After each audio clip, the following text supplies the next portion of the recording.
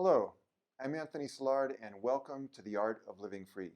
The Art of Living Free is a learning space with a lot of resources for you to be able to live free.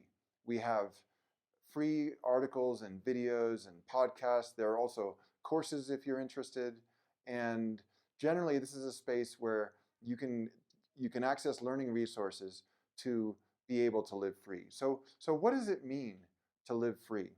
Well, I'm going to share with you sort of 5 different principles around living free and kind of really helping to describe what we do here at the Art of Living Free. What are you going to be able to access and improve on by taking part in, whether it's a course or listening to a podcast or a video or reading an article, whether it's in Psychology Today or on our blog or as you choose, or in other news sources. So the first principle around living free is to be able to not live to win the good opinion of others, to instead live by your own values, so you can look at yourself in the mirror and feel proud of who you are.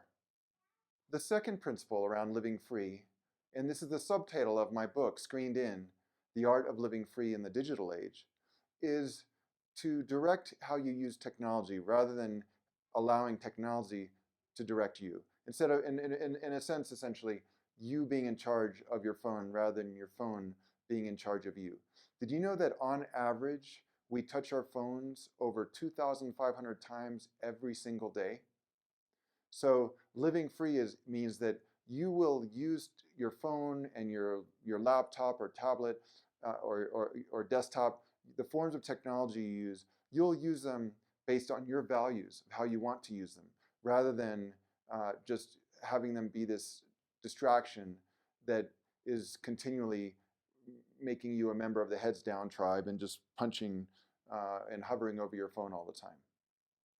The third principle around living free is to not seek a way out of your challenging emotions, such as loneliness, depression, and anxiety, but instead to find a way through those emotions. In other words, to accept and embrace those emotions when they emerge in your life instead of running from them. So Pascal once wrote, "Emotion, which is suffering, ceases to be suffering when we form a clear and precise picture of it." So what we will help you to do is to form a clear and precise picture of the challenging emotions you experience. So you can literally invite your emotions over to dinner and say, "Okay, loneliness, you're here. Tell me what I can do for you. Why are you here today? What can I learn from you?" We only feel emotions about what's important to us.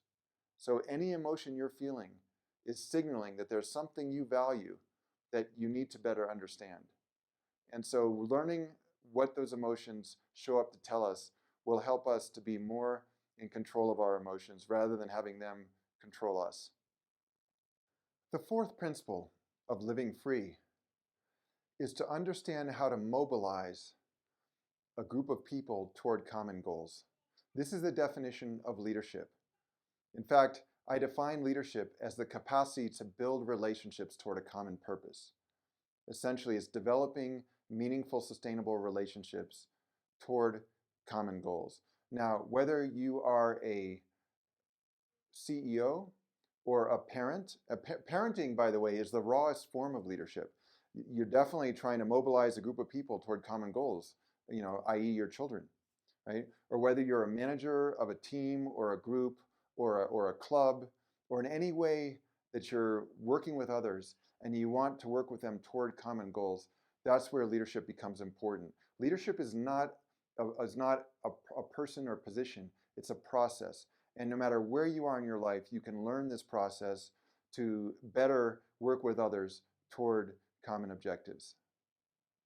The fifth principle around living free is to develop values that are uniquely yours and then to live by those values. Well, that's actually easier said than done. 2 social psychologists, Darley and Batson, back in 1978, they ran an experiment at Princeton University at the theological seminary. What they did was they had students who were theology students going from one building to another to give a talk about the Good Samaritan. And what they did was they asked these students, "Hey, What I'd like you to do is go over and give your talk on the Good Samaritan. And they had two conditions for the experiment. One was a situation of where there wasn't much of a hurry, just make your way over there whenever you're ready. The other was like, yeah, they're waiting for you, so you should get over there.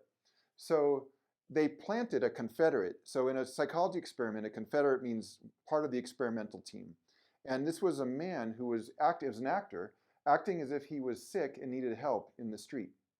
So the question was, will these Princeton theology students help an ailing man on the street on their way to give a talk about helping an ailing man on the street?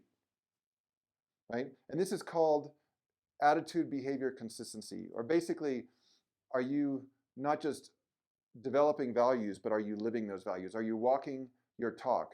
Like Freud once said, a man does not believe who does not live according to his belief.